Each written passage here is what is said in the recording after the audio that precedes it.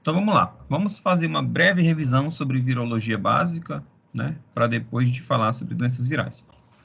Então, os vírus, eles são organismos que não têm célula, né, eles são os únicos seres vivos acelulares, e eles têm como característica principal serem parasitas intracelulares obrigatórios. Por quê? Porque o vírus não tem metabolismo próprio, ele parasita uma célula e utiliza o metabolismo da célula hospedeira para se replicar. Então, estruturalmente, os vírus são formados por proteínas que circundam o material genético. Essas proteínas, algumas elas reconhecem a superfície de células hospedeiras, por isso alguns vírus eles são extremamente específicos com relação à célula hospedada, a ser parasitada. Ele tem ali um capsídeo proteico responsável por preservar o material genético. Então, alguns vírus ainda têm, ao redor do capsídeo, composto por lipídios, tem proteínas e carboidratos. Então, existem três principais hipóteses que tentam explicar a origem dos vírus. Primeiro, os vírus teriam derivado de trechos de RNA ou de DNA de células, e esses trechos adquiriram a habilidade de replicação e formação de um envoltório proteico protetor. Segunda hipótese é que os vírus teriam surgido de moléculas de RNA logo no início da vida, de forma independente, e evoluíram juntamente com as células, parasitando essas células. E a terceira hipótese é de que os vírus teriam derivado de células que sofreram regressão, ficaram apenas com material genético e uma estrutura protetora ao redor. Então, a descoberta do vírus aconteceu foi feita por um alemão, né, um químico alemão chamado Adolf Meyer, também o bacteriologista russo Dmitry Ivanovsky e o botânico alemão Martinud Beijerinck. Então, esses vírus eles foram descobertos logo após a descoberta do microscópio eletrônico, né? Já que esses vírus eles não são vistos a microscópio normal, por serem muito menores do que uma bactéria. Então, com o advento do microscópio eletrônico, que tem um poder de resolução maior, foi possível, então, visualizar os vírus pela primeira vez. Então, quais são os tipos de vírus que nós temos conhecimento? O vírus que parasitam bactérias são chamados de bacteriófagos, e eles apresentam dois tipos de ciclo celular, né? O ciclo lítico, que é aquele vírus que parasita o micro-organismo, a célula, e ao final do ciclo ele induz a lise, a destruição da célula hospedeira. E o segundo ciclo é o ciclo lisogênico, onde o vírus utiliza uma célula para se reproduzir, mas ele sai dessa célula sem gerar sua morte. Existem vírus de plantas, né? Na maioria são vírus de RNA, sem envelope. Eles geram manchas nas plantas e geram diminuição do crescimento das plantas. E a transmissão geralmente é feita por um vetor, um inseto, na maioria das vezes. E os vírus de animais, que eles podem ter DNA ou RNA. Alguns têm envelope e outros não têm envelope. E eles penetram a célula hospedeira e pode ocorrer diversas manifestações. Inclusive, alguns vírus podem evoluir e parasitar outros indivíduos, né? Como que aconteceu aí do coronavírus, SARS-CoV-2. Esse vírus, as hipóteses iniciais é que ele originalmente ele parasitava morcegos, mas ele adquiriu uma mutação genética que possibilitou ele a parasitar também seres humanos. Então, nós temos várias doenças que são responsáveis, os vírus são responsáveis por causar várias doenças, como a catapora, também chamada de varicela, a cachumba, conhecida popularmente como papira, a dengue, febre amarela, hepatite, herpes, a poliomielite, conhecido também popularmente como paralisia infantil, a raiva, a rubéola, o sarampo e outras doenças, como a gripe, que é causada pelo vírus influenza, né? E o vírus da AIDS, causador da imunodeficiência adquirida. Então, vamos falar de algumas doenças causadas por vírus. A primeira delas é a gripe. Quem causa a gripe é o vírus influenza. A forma de transmissão da gripe é através de contato com as vias aéreas contaminadas, né? Oral e respiratório. Então, o contato de pessoa a pessoa, o contato com objetos contaminados com gotículas, né? Com secreções orais e nasais, faz com que o vírus,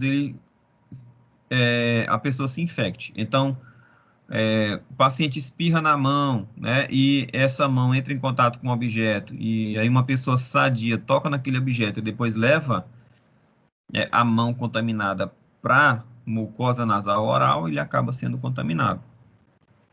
Os sintomas da gripe mais comuns são febres, calafrios, dor de cabeça e dores musculares. Pode apresentar também coriza, né, que é aquele corrimento nasal, e outros sintomas mais específicos, perdão.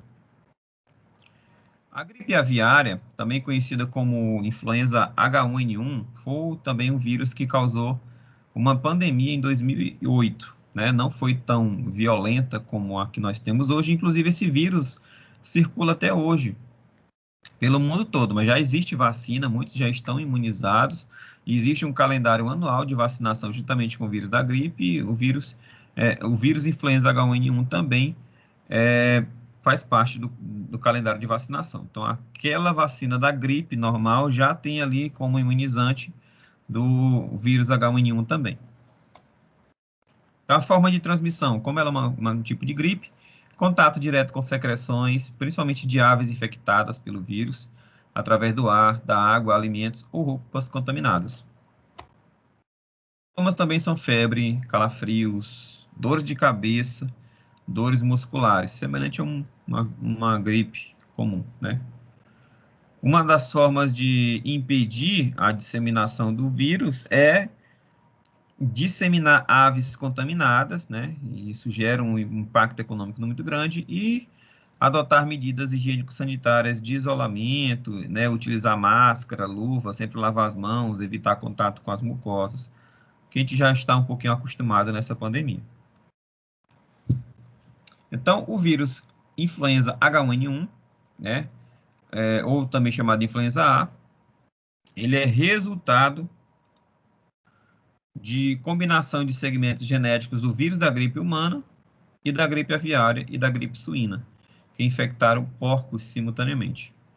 Então, essa mutação surgiu em porcos, esses porcos iniciais, eles foram contaminados por esses 3 vírus ao mesmo tempo, e aí a infecção simultânea pode gerar novas mutações,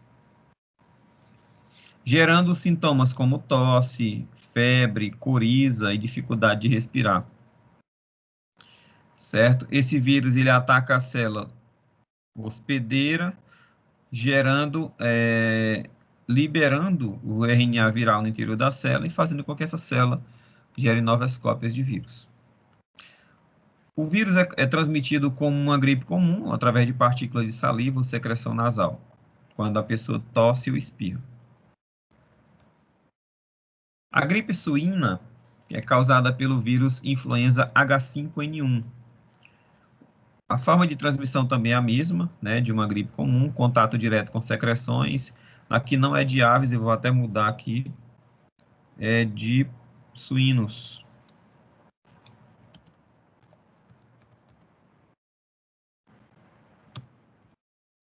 De suínos infectados.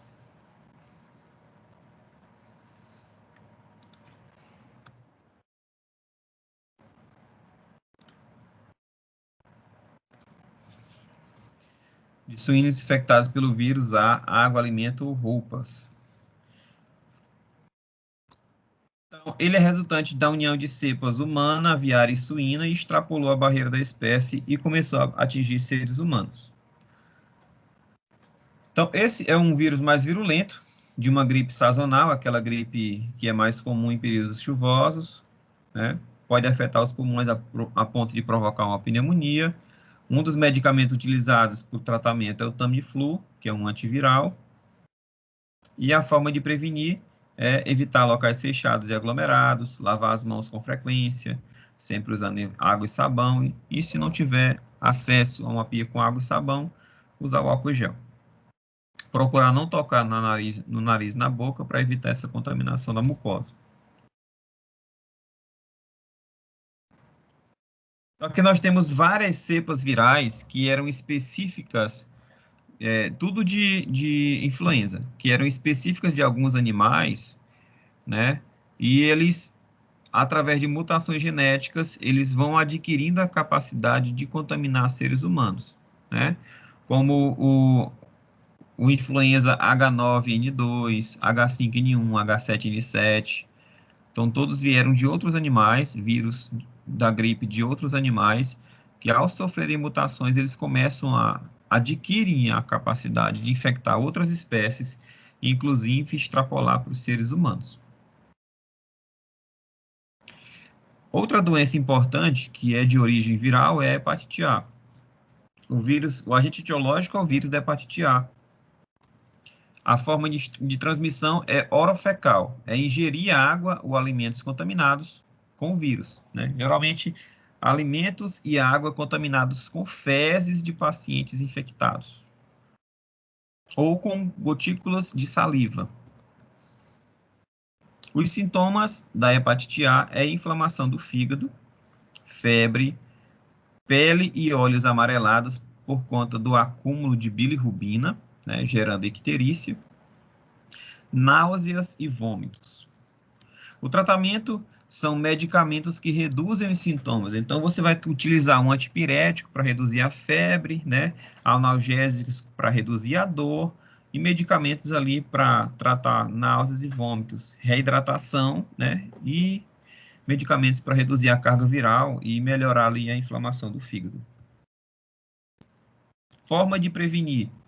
A profilaxia é através da educação sanitária, né? Utilizar objetos pessoais, não partilhar objetos pessoais, como copos, talheres, pratos, né? De higiene pessoal e de uso individual, né?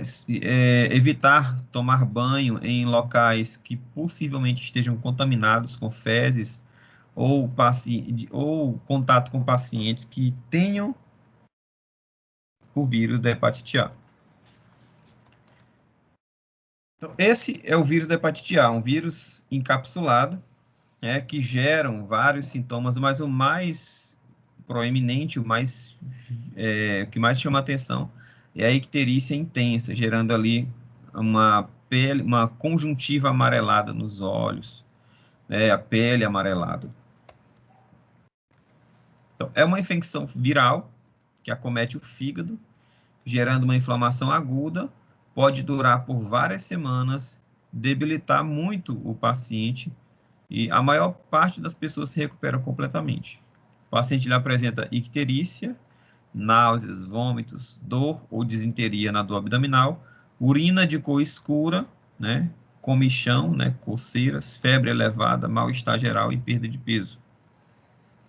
As causas que pode causar essa infecção: comida contaminada, água contaminada, não lavar as mãos e ter relações sexuais, como no caso do sexo anal com pessoas infectadas, né? Porque é uma contaminação com gotículas de saliva, de gotículas do sistema respiratório e também fezes, pois o vírus ele é eliminado pelas fezes.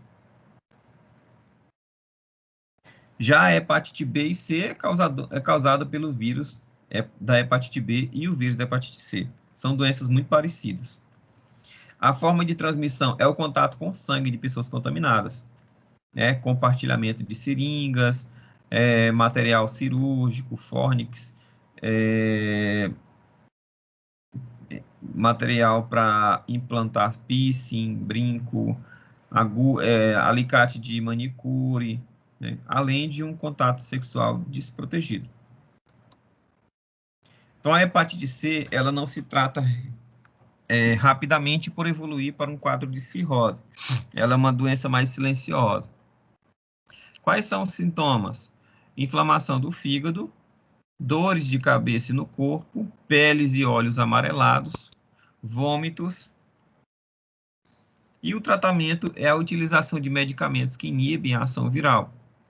A forma de prevenir é fazer a vacinação, né? Existe a vacina contra a hepatite B e o uso de medicamentos antivirais. No caso, se uma pessoa tiver contato, se a pessoa não está imunizada, teve contato com um paciente com hepatite B, ela deve fazer uso de medicamentos antivirais ali para evitar uma evolução do vírus.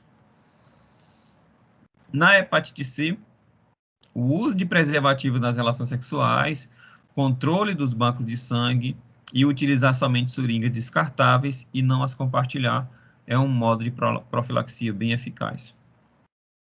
Então, aqui nós temos a figura de um fígado normal e um fígado cirrótico, para ver aí a diferença anatômica e visual desse fígado. Um paciente normal e com icterícia, mostrando aí a pele amarelada, bem evidente no paciente com hepatite. Então, a cor amarelada se deve ao acúmulo de bilirrubina sob a pele, que é causado por um transtorno do fígado ou da vesícula biliar. Então, aí nós temos um mapa mental da SANAR que mostra aí as principais diferenças entre os vírus da hepatite. O vírus da hepatite A, ele tem não é uma doença crônica, é uma doença aguda, tem uma incubação de 2 a 4 semanas, ou seja, o paciente se contaminou hoje, ele vai manifestar sintomas daqui a 15 dias ou até um mês depois da contaminação, não é rápido.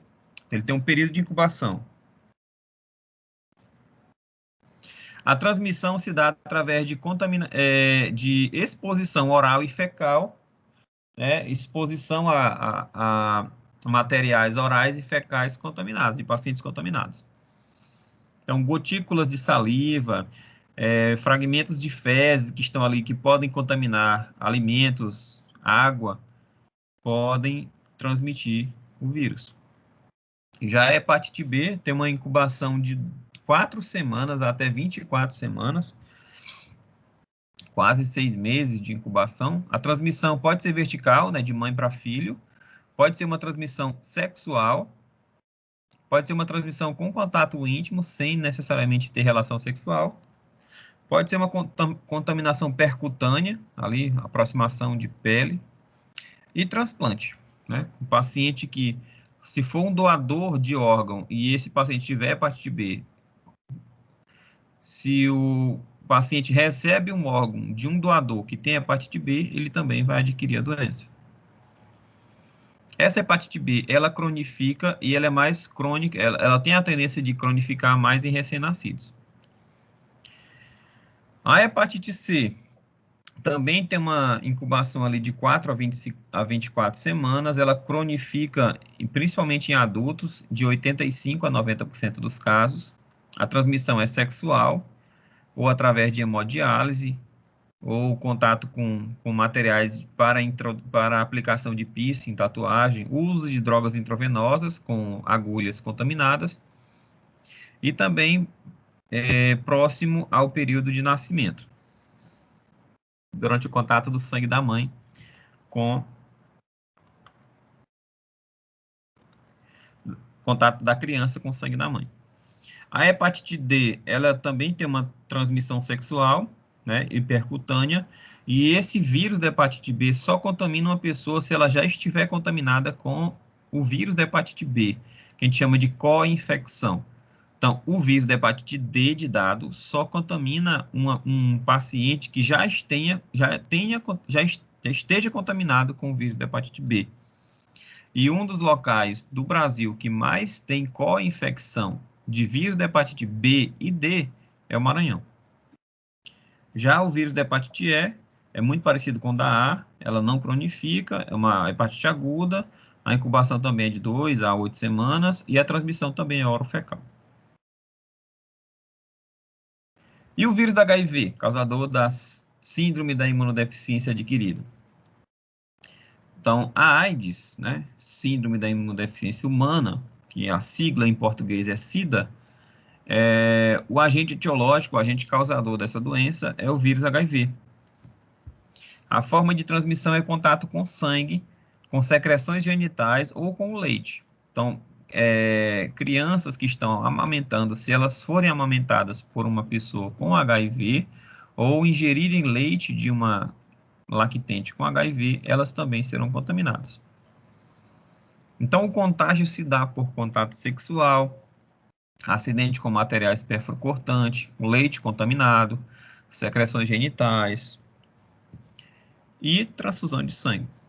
Os sintomas são imunossupressão. Então, o sistema imune ele fica extremamente prejudicado. O paciente também apresenta perda de peso, presença de doenças oportunistas, como cândida, como tuberculose, como herpes zoster, popularmente conhecido como cobreiro. Vamos já falar de algumas delas também. Então, essa doença, na verdade, essa síndrome, ela não é uma doença, na verdade, ela é uma síndrome. E ela não mata, ela apenas deprime o sistema imune, tira as defesas do sistema imune, fazendo com que o paciente ele acabe sucumbindo por uma outra doença. Então, por exemplo, aí, no caso da figura ao lado, o paciente ele tem infecções oportunistas, como pneumocistes, né? E uma maior incidência de câncer, como o sarcoma de Kaposi, que é um sinal do estágio final da infecção pelo HIV. Profilaxia, como prevenir? Medicamentos antivirais. Existem hoje protocolos para uma pessoa que teve um acidente com material contaminado, e ele tem que fazer esse protocolo com até 4 horas após o acidente. Esse protocolo é utilizado ali, um coquetel anti-HIV, e esse coquetel ele impede que o vírus evolua e gere a síndrome no paciente. Então, o paciente, mesmo com contato com material contaminado, se ele fizer o protocolo até 4 horas depois, ele vai ter uma grande chance de do vírus não conseguir evoluir no corpo. Uso de preservativos nas relações sexuais, controle de banco de sangue e utilizar somente seringas descartáveis e as não compartilhadas também são modos de prevenção. Só que nós temos dados aí de 2012, o total de pessoas infectadas no mundo é muito grande. E, lógico, o principal local onde tem uma alta infecção é o continente africano. Cerca de 24 milhões. Isso em 2012, ó, quase 10 anos atrás. Que com certeza deve estar muito mais. No Brasil, tinham 800 mil contaminados. Outra doença causada por vírus é o sarampo, né? Sarampo é causada pelo vírus do sarampo. A forma de transmissão também é por vias aéreas, né? Contato com secreções orais e respiratórias, contato com pessoa a pessoa e contato com objetos contaminados com o vírus. O sarampo ele é muito controlado no Brasil, né? Porque existe a vacina contra o sarampo.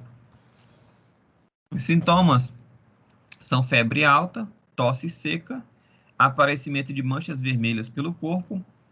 Professor, mas mancha vermelha pelo corpo também não é sinal de dengue, de catapora? A gente vai já explicar a diferença de uma para outra. Não tem tratamento para o sarampo.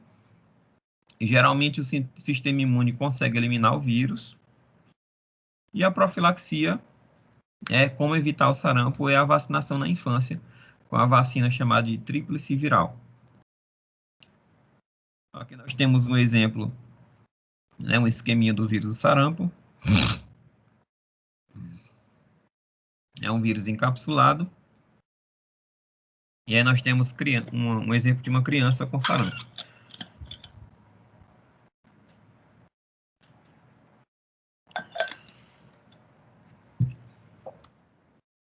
A cachumba, né, conhecida também como papeira, é um vírus, causada pelo vírus da parótida infecciosa, ou paramyxovírus. É parótida, é uma glândula salivar que fica próximo aqui à orelha. Então, essa glândula ela fica extremamente inflamada, né?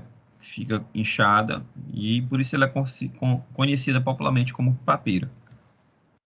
Então, a forma de transmissão da cachumba é através de vias aéreas, oral e respiratória, contato pessoa a pessoa e contato com objetos contaminados com vírus. Eu lembro que eu já tive cachumba e nós éramos 4 irmãos e todos os 4 ficaram com cachumba ao mesmo tempo, né? Porque a gente tinha um contato, éramos irmãos, dormíamos no mesmo quarto, né? Somos irmãos, na verdade. E isso gera, essa infecção gera o aumento das glândulas parótidas, também chamado de glândula salivar, é um tipo de glândula salivar. E os principais sintomas são calafrios, dor de cabeça, febre, fraqueza, inchaço nas glândulas parótidas, que é o sinal mais típico e mais exclusivo dessa infecção, e dor ao mastigar e engolir. Realmente era muito incômodo mastigar e engolir. Então, aqui nós temos a localização da glândula parótida, é uma das glândulas que produzem saliva, é aquela glândula que fica estimulada quando você vê alguém chupando limão, ou comendo uma coisa salgada, né, manga com sal, daquela dorzinha perto do ouvido, é porque aquele estímulo visual gera um estímulo nervoso para essa glândula produzir muita saliva. E você, logo após sentir essa dor, a tua boca enche de saliva com desejo. Às vezes até eu falando aqui sobre manga com sal ou limão, só o fato de eu estar falando para vocês e vocês ouvindo essa informação, vocês acabam lembrando de uma imagem e acabam estimulando as glândulas parótidas de vocês a produzirem saliva. Então, aí nós temos imagens de 2 crianças com cachumba, mostra aí essa dilatação da glândula parótida. Então, a cachumba, também conhecida como papeira ou parotidite, é uma infecção viral, que o vírus tem um período de incubação de 2 a 3 semanas, é altamente contagiosa e é causada pelo vírus paramyxovírus, transmitido pelo contato direto com gotículas de saliva de pessoas infectadas. Esses surtos de cachumba, né, ou papira, costumam ocorrer no inverno e na primavera, onde as crianças são mais atingidas, né? Período de férias, período de chuva. Os sintomas são febres, dores de cabeça, dores musculares ao mastigar ou engolir, além de fraqueza. Principais características da doença é o rosto inchado. Nos casos mais graves, essa doença ela pode causar surdez, pode causar meningite e raramente leva à morte. Mas ela também pode causar esterilidade, se ela não for contida, né? Ela pode evoluir e contaminar os testículos. Então, após a puberdade, pode causar inflamação e inchaço nos testículos, nos homens, ou os ovários nas mulheres, e levar à esterilidade. A forma de prevenir é evitar a cachumba através da vacinação, que está disponível aos jovens de 12, aos indivíduos de 12 a 15 meses de vida. E caso uma pessoa seja infectada, ela não deve comparecer à escola ou ao trabalho durante 9 dias após o início da doença.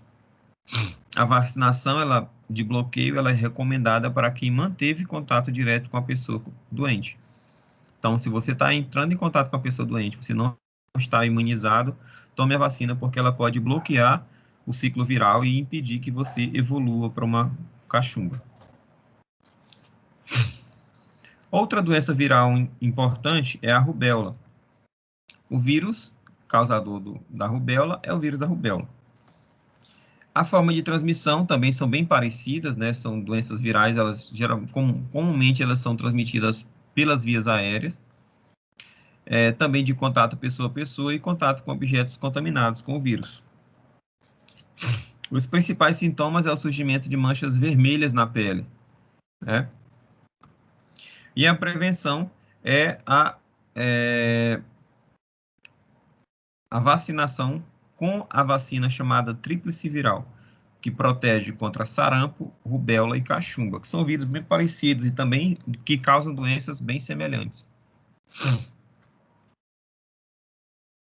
Aqui nós temos a diferença entre um paciente com sarampo e a diferença de um paciente com rubéola. Então, o sarampo, o paciente ele tem erupções cutâneas, conjuntivite, né, inflamação dos olhos, tosse com catarro, coriza, né, aquele corrimento nasal, febre, e o sinal de Kopling na mucosa bucal, né, manchas no interior da mucosa, na bochecha, né. O paciente apresenta erupções cutâneas, que aparecem primeiro na cabeça e descem com o tempo. Então, no sarampo é assim, é de cima para baixo. Então, começa na cabeça, e vão descendo por os pés e desaparece de 7 a 10 dias depois. Já a rubéola, também conhecida como sarampo alemão, ele gera linfadenopatia retroauricular. Então, inflamações dos linfonodos atrás da orelha. Ele também gera dor de cabeça, febre baixa, dor de garganta, coriza. E ele também gera o sinal de Forstmann, né, entre o palato duro e o mole, manchas entre o céu da boca, na parte do palato duro e palato mole. O rastro cutâneo começa pela face e se espalha céfalo-caudalmente, ou seja, começa pelo rosto e vai para a parte de trás. Para a parte de baixo, perdão. A catapora é uma outra doença muito importante, né, na epidemiologia brasileira. É causada pelo vírus varicela zoster. A forma de transmissão, bem parecida, vias aéreas, oral e fecal, contato pessoa a pessoa, contato com objetos contaminados com o vírus. Então, percebam que o que a gente está usando agora na pandemia do coronavírus, ela serve para um monte de doenças, né?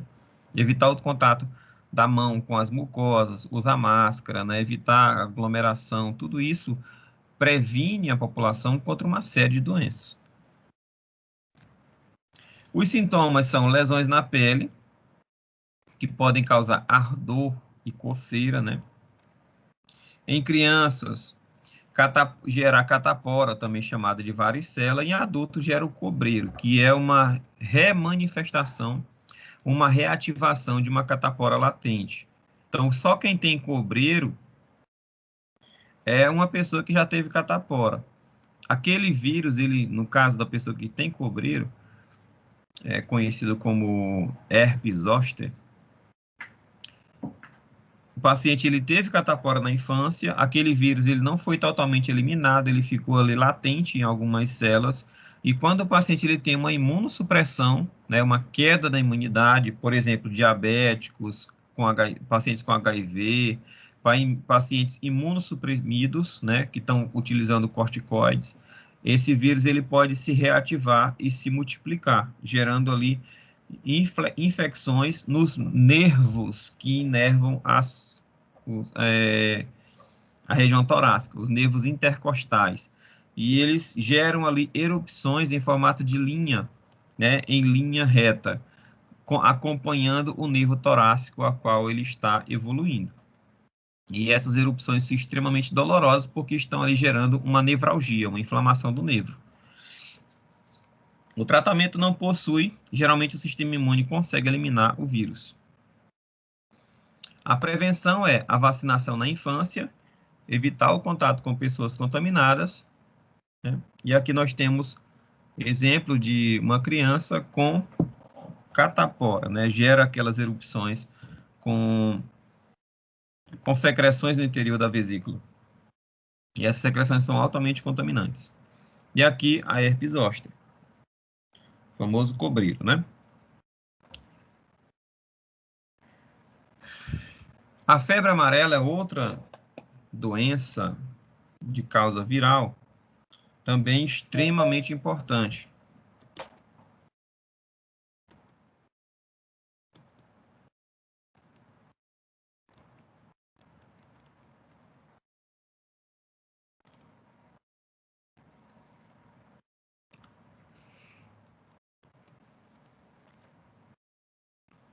O agente etiológico é o vírus da febre amarela, chamado de flavivírus. É um vírus de RNA. E o vetor, né, o animal que vai transmitir o vírus de uma pessoa para outra é o mosquito. No caso, em ambiente urbano, o vetor é o Aedes aegypti. Em ambiente silvestre, os mosquitos do gênero Hemagogos. Esse vírus ele pode ficar latente em hospedeiros vertebrados, né? Outros animais podem estar contaminados com vírus, e quando o mosquito pica esse hospedeiro e pica o ser humano, ele acaba transmitindo para o ser humano. Então, macacos e roedores em ambientes silvestres são hospedeiros, e o homem ele é um hospedeiro em ambiente urbano, também em ambiente silvestre. A transmissão da febre amarela se dá através da picada do mosquito hemagogo, contaminado em regiões endêmicas, que no Brasil se refere às regiões do norte e do centro-oeste. Ciclo biológico. Então, o hemagogo, o homem na selva e o macaco, ele fica ali circulando entre essas duas espécies. O macaco contaminado é picado pelo hemagogos, e ao picar o ser humano, ele acaba transmitindo para o ser humano. E ao picar outros macacos, ele vai infectando outros macacos. No ambiente urbano, o Aedes aegypti ele é o principal vetor entre humanos. Aí nós temos os dois vetores no ambiente silvestre e no ambiente urbano.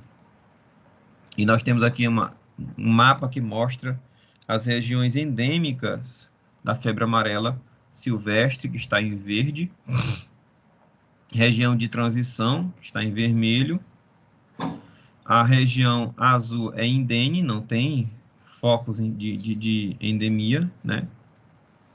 E a área de risco potencial são as que estão em amarelo. Quais são os sintomas da febre amarela? Ela gera icterícia, né? A pessoa fica amarelada, por isso o nome febre amarela. Ela gera hemorragia, né? Como, por exemplo, a hematêmese, que é o vômito com sangue, né? Vômito escuro. Gera insuficiência renal aguda por conta da albuminúria intensa, né? Liberação de albumina pela urina. Essa albumina liberada na urina gera lesão renal, que pode ser grave. Ela tem uma febre de início súbito e tem uma duração a febre dura por no máximo 12 dias. O paciente tem calafrios, dor de cabeça intensa, dores musculares e uma prostração, né? Não consegue se levantar do leito. E um dos efeitos mais devastadores da febre amarela é a destruição da célula do fígado e as células endoteliais, causando hemorragia, né? As células endoteliais são as células que revestem internamente os vasos sanguíneos. A forma mais grave acontece em 50% dos infectados, gerando danos endoteliais, causando microtromboses, gerando também anóxia tissular, o oxigênio não chega aos tecidos e pode causar um choque. Outra doença de característica muito importante para a saúde brasileira é o vírus da raiva, né? A raiva é uma doença também muito grave, causada por vírus. E a forma de transmissão é o contato com a saliva de animais, principalmente mamíferos, doentes, que se dá principalmente através das mordidas. Em ambiente urbano, os cães e os gatos são os principais transmissores da raiva. Eles são infectados e acabam contaminando o ser humano através da mordida. Em ambiente rural, são os morcegos hematófagos, né? Apenas os morcegos que se alimentam de sangue, que não são muitos. A maioria dos morcegos, eles são frutívoros, eles se alimentam de frutas. Quais são os sintomas que o animal doente manifesta? Inflamação do cérebro, né? Agressividade excessiva por conta dessa inflamação encefálica, aumento da salivação, porque gera ali paralisia dos nervos que estão envolvidos na deglutição, envolvidos no ato de engolir, e aí gera muita dor ao engolir. E aí a boca do animal fica cheia de saliva, ele começa a babar e começa a espumar. Então, essa incapacidade de deglutição, incapacidade de engolir, gera o nome de hidrofobia. Por quê? Porque os animais têm medo de beber por conta da dor, e eles ficam extremamente desidratados. No homem, o paciente apresenta insônia, dor de cabeça, convulsões, salivação excessiva, febre, espasmo no músculo da glote, né? Contrações involuntárias no músculo da glote, músculo envolvido na deglutição, e dificuldade em engolir. A prevenção é evitar contato com animais infectados, principalmente quando os animais eles manifestam sintomas. É uma doença que não possui cura, mas possui vacinação dos animais domésticos para evitar a infecção dos homens. A vacina antirrábica é usada para prevenir seres humanos, né? E existe também a vacina antirrábica para animais. Então, aqui nós temos alguns animais que são vetores e que manifestam sintomas da raiva, né? Como animais com agressividade intensa, animais que estão produzindo muita saliva, o morcego, que é um agente transmissor, e aí 3 indivíduos humanos com raiva, né? Que estão sedados, gerando hipersalivação e dor intensa ao deglutir.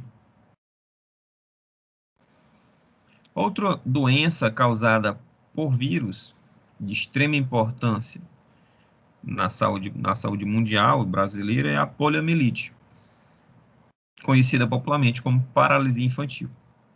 Então, o que causa a poliomielite é o vírus chamado de poliovírus, ou vírus da paralisia infantil.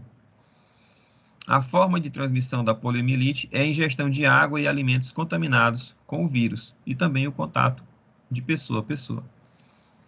O vírus ele atinge o sistema nervoso, onde ele vai se multiplicar e leva à destruição dos neurônios motores, os neurônios que geram a contração da musculatura, que geram ali os movimentos dos membros. E isso leva à paralisia de membros. Então, a destruição dos nervos motores pela infecção do vírus gera paralisia. Não possui tratamento, uma vez o paciente infectado não tem tratamento, mas existe forma de prevenir. Não possui cura, o paciente, uma vez com perda dos movimentos, não tem como restabelecer ou reverter essa condição. E a forma de prevenir é a vacinação contra a poliomielite, que são as vacinas Sabin e as vacinas Salk. Essa doença ela foi erradicada no Brasil desde 89, então não existem focos endêmicos de poliomielite no Brasil desde 89 por conta do calendário vacinal no Brasil, que é muito importante. E a vacina da poliomielite é conhecida como a vacina da gotinha, né? Então, é uma vacina que tem uma grande aceitação, porque não é dolorida. A criança ela vai receber algumas gotinhas na boca e ela vai ficar imune. E um benefício muito grande, porque crianças com paralisia infantil, elas têm a vida comprometida, né, para sempre. Alguns países africanos têm tribos praticamente com 80, 90% das crianças com paralisia infantil por conta dessa doença, por conta desse vírus.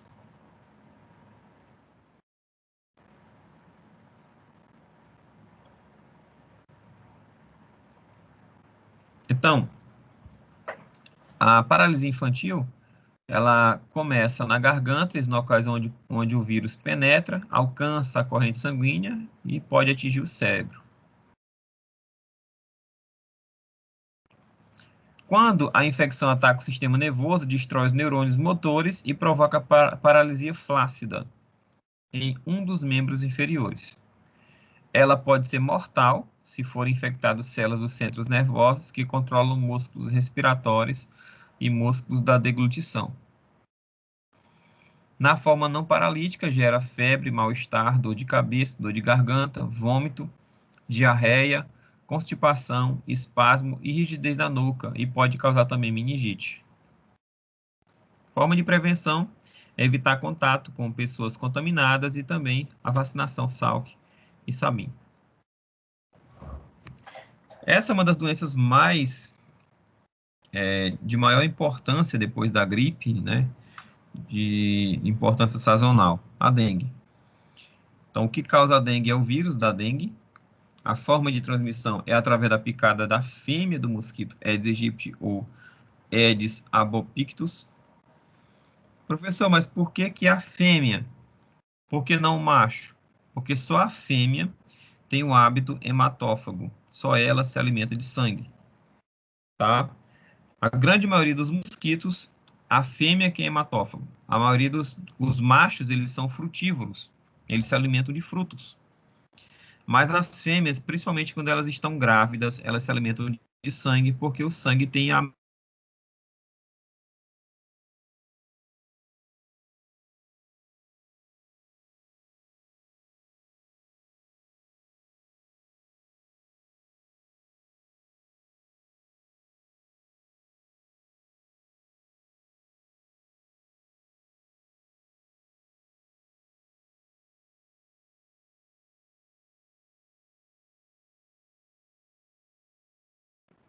sintomas principais, dores lombares, né, dores nas costas, na região ali próximo aos glúteos, tonturas, desmaios, manchas pelo corpo e dor no fundo dos olhos, além de febre aguda.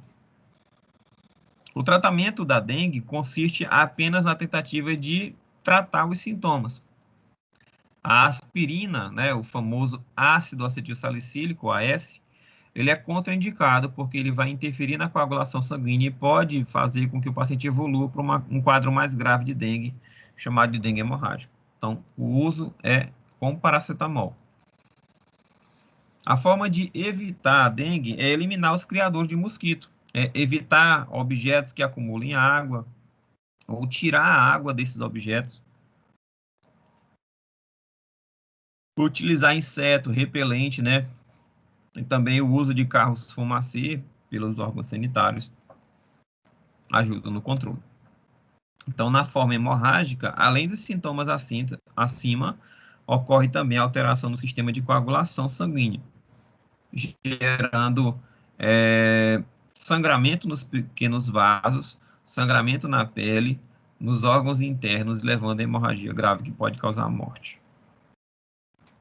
Então, aqui nós temos o mosquito, a Aedes aegypti, porque a gente sabe que é ele, porque ele tem manchas brancas pelo corpo, manchas, né, arroxeadas pelo corpo por conta da alteração na cascata de coagulação, e os sintomas mais comuns, né, febre alta e súbita, dor nos olhos, dor de cabeça, manchas avermelhadas, falta de apetite e dor nas articulações.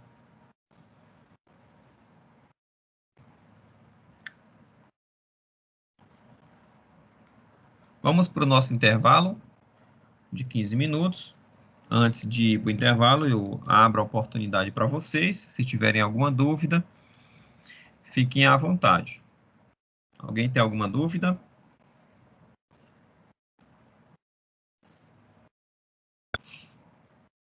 Não, tranquilo, professor. Tranquilo? Podemos ir para o nosso intervalo, então, de 15 minutos. Então, vamos dar um intervalinho de 15 minutos e já a gente volta, tá bom? Até mais.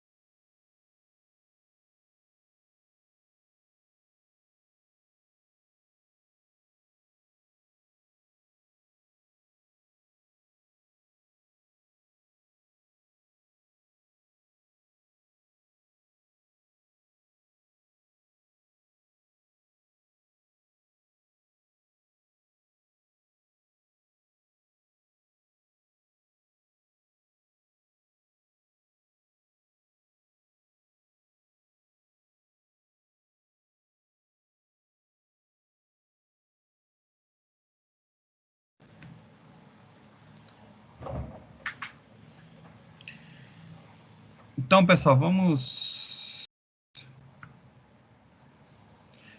retornar à nossa aula. Estamos já no finalzinho. Está tendo um barulhozinho aqui de roçagem, mas espero que não atrapalhe. Então, vamos falar agora sobre a herpes bucal, né? Também é uma doença causada pelo herpes simplex tipo 1. E a forma de transmissão é através de contato com as vias aéreas, tanto contato com a mucosa oral, respiratória, contato com pessoa a pessoa, contato com objetos contaminados com o vírus. Então, o uso de talheres, de copos, de pratos que estejam contaminados com o vírus pode levar a uma nova contaminação de uma pessoa saudável. Então, a forma de... O paciente, como sintoma, apresenta a formação de bolhas e feridas no tecido do epitélio dos lábios. 90% da população mundial está contaminada por esse vírus. A grande maioria das pessoas possui o vírus, mas são assintomáticos, não tem nenhuma manifestação de sintoma.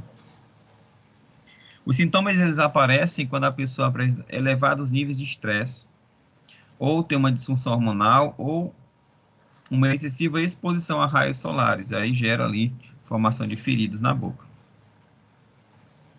O tratamento do herpes bucal é a utilização de bombas que inibem o desenvolvimento viral, pomadas, perdão, e a forma de profilaxia é evitar o contato com pessoas que apresentam os sintomas, além de evitar o compartilhamento de copos e talheres de possíveis pessoas contaminadas.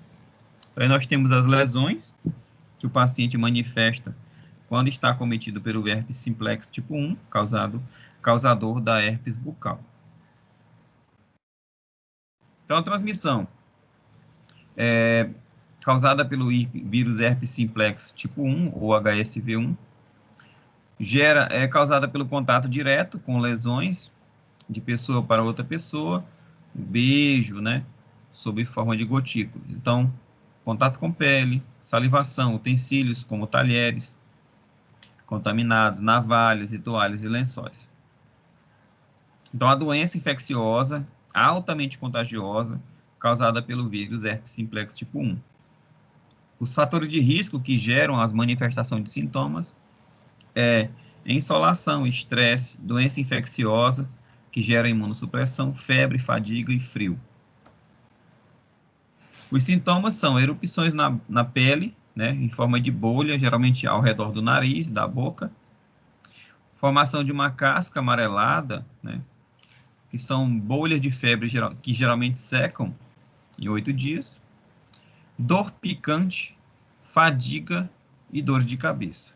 O tratamento é o uso de medicamentos antivirais, né, e PETs invisíveis para cobrir ali as lesões.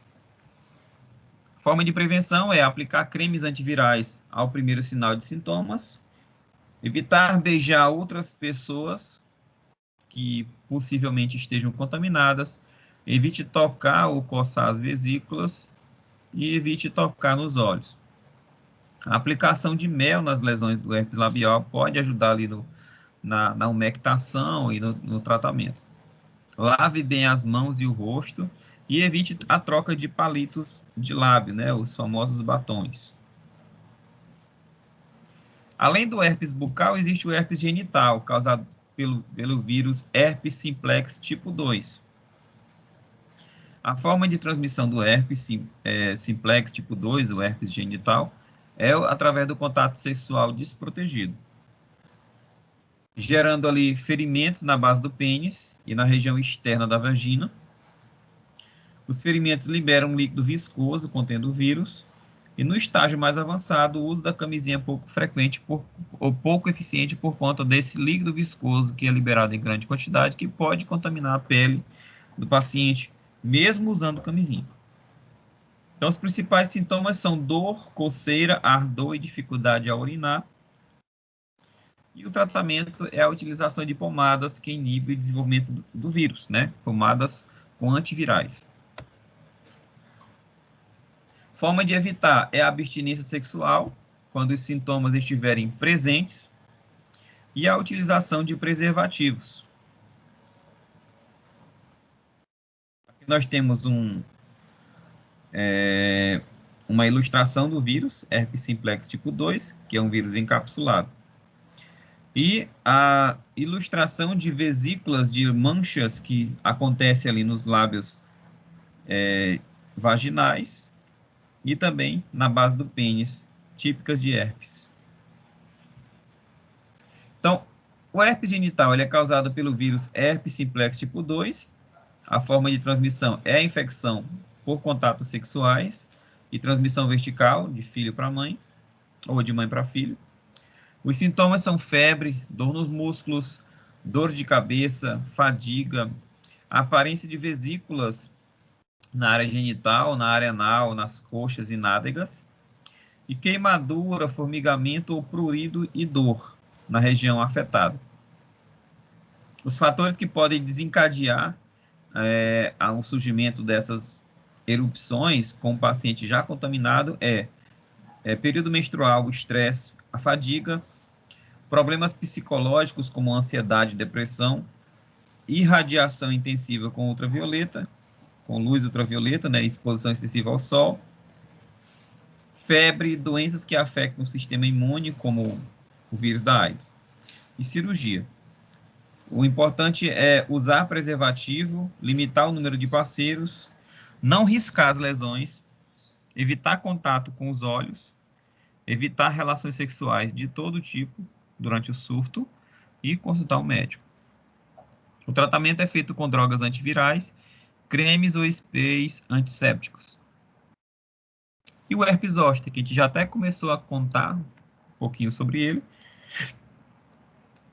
Varicela zoster é uma doença causada pela reativação do vírus da varicela no organismo, um paciente que já teve catapora, e gera uma erupção dolorosa, sendo que qualquer pessoa que teve varicela, teve catapora, pode desenvolver herpes zoster, chamado de cobreiro. Não se sabe o que reativa o vírus, mas a imunossupressão é um dos principais fatores. Então, as manifestações clínicas do herpes zoster, também conhecido como cobreiro ou cobrão, provocam uma irritação na pele, que é muito dolorosa, e pode aparecer como uma espécie de faixa de bolhas no tronco. A dor pode persistir mesmo após o desaparecimento da irritação na pele, que a gente chama de neuralgia pós-herpética, que é uma dor no nervo, mesmo após a resolução da doença.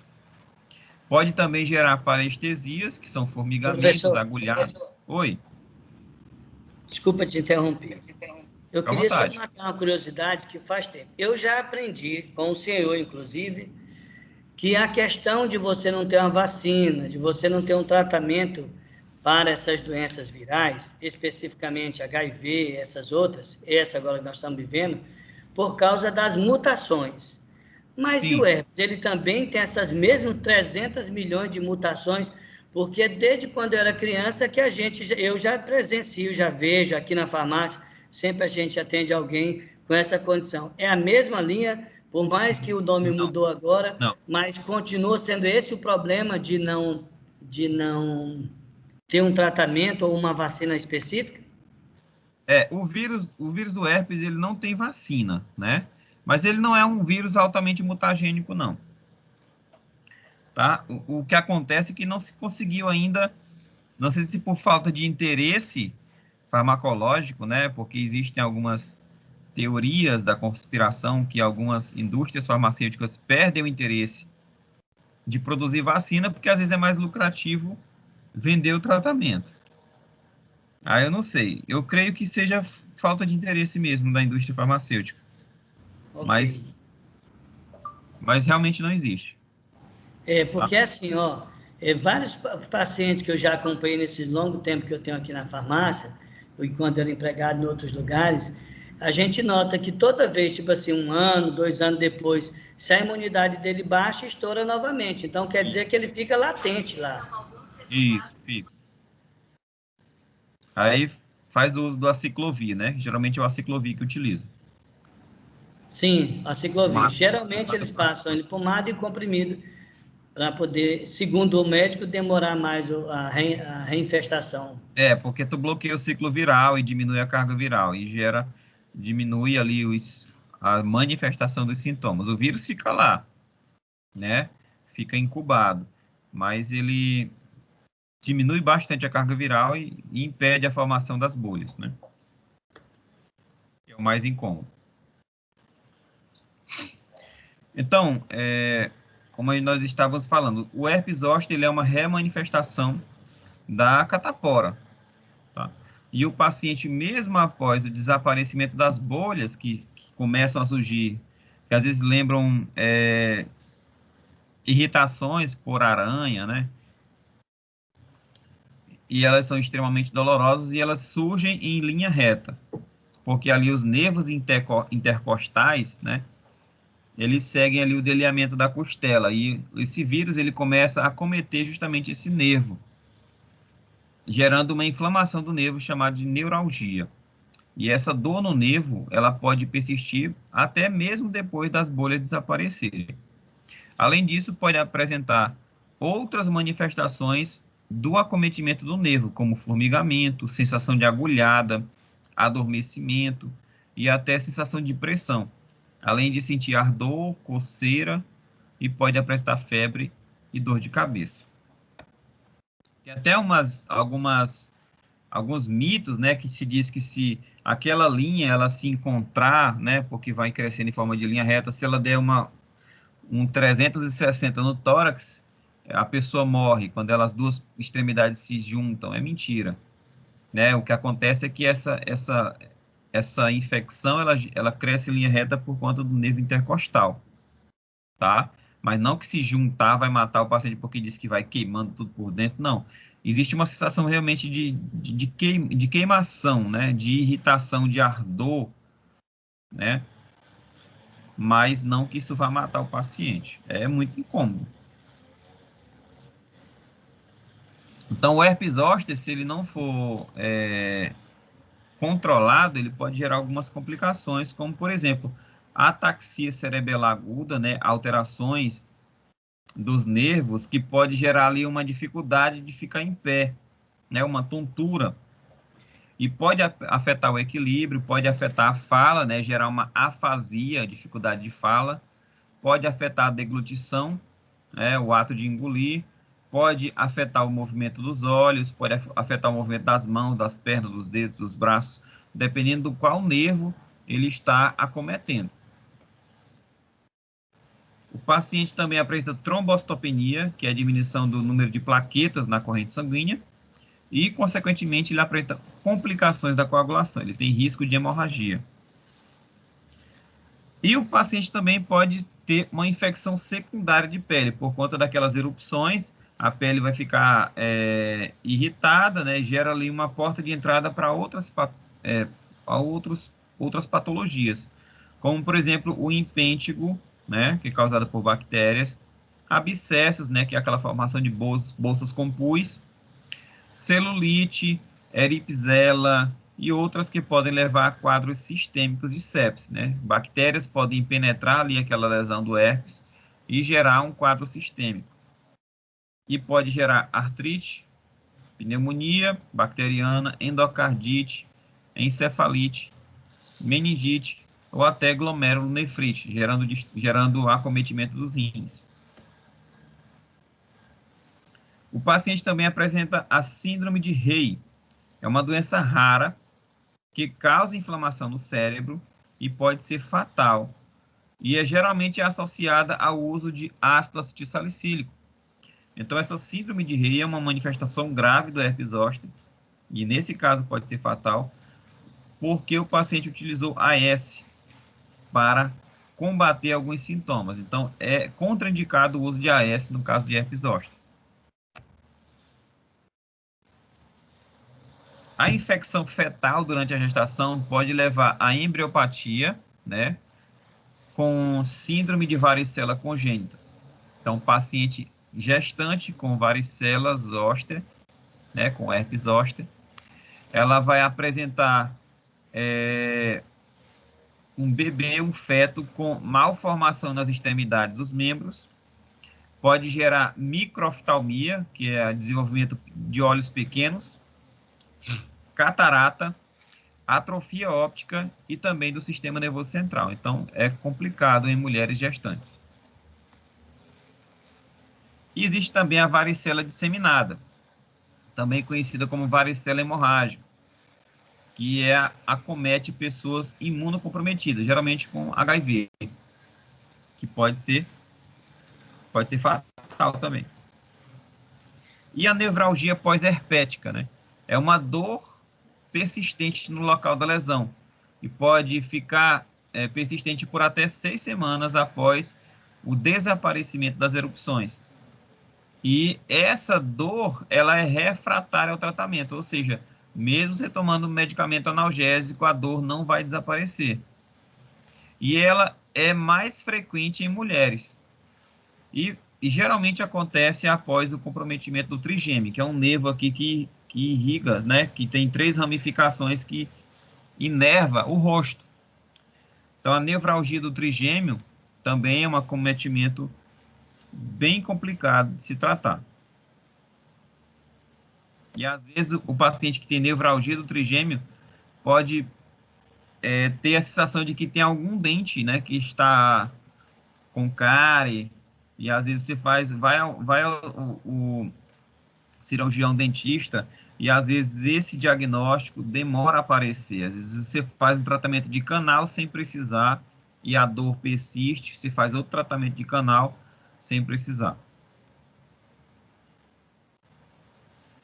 Então, a forma de tratamento do herpes zoster inclui medicamentos analgésicos e antivirais, como a ciclovir e o valaciclovir, né? Que é utilizado tanto para o herpes zoster quanto o herpes labial e genital. Então, a forma de prevenir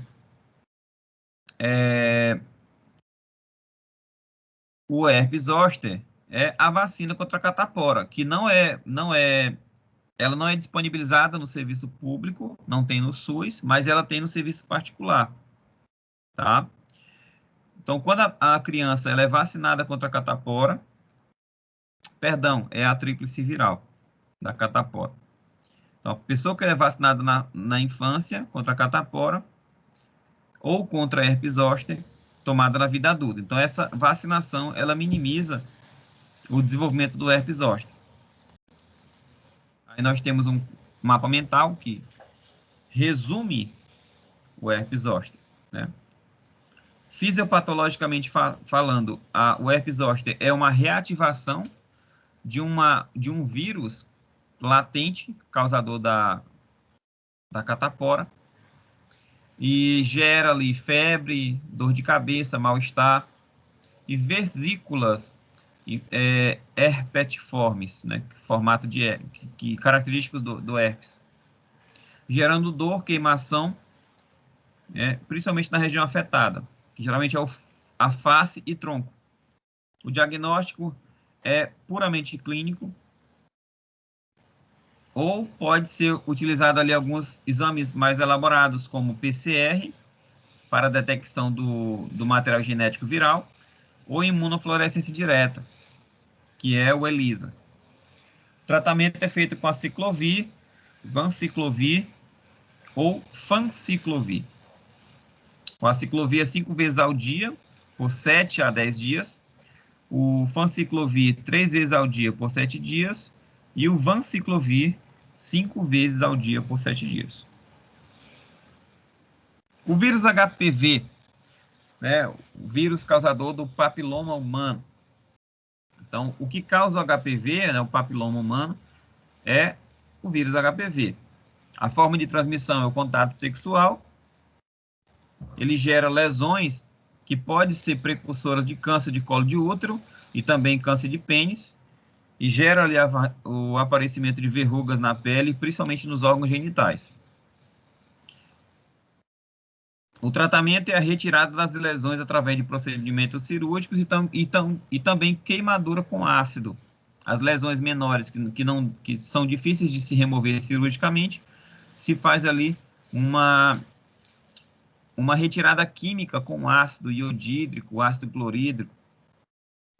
E a forma de prevenir é o uso de preservativos nas relações sexuais. Também a realização de exames periódicos, como Papa Nicolau, para a detecção de lesões no útero. Vocês devem ter visto aí a disciplina de citologia, né, os exames, os testes utilizados, os testes oncóticos, né, citopatologia oncótica, né, as lesões acetobrancas, com a utilização de uma solução de ácido acético 4%, se faz ali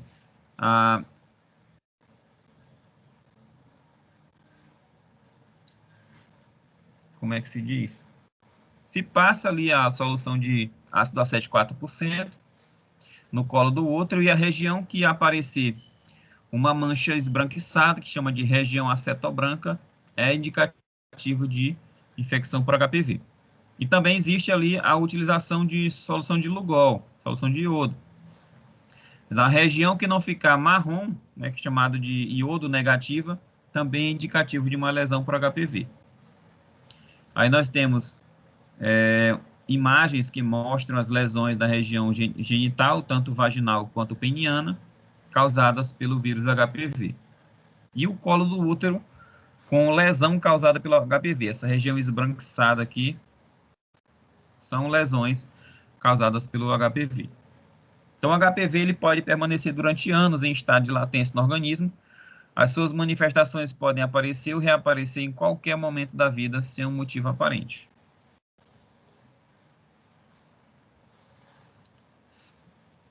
Então, o HPV, além de câncer genital, ele também pode acometer, induzir o aparecimento de outros tumores, né, como o tumor da orofaringe.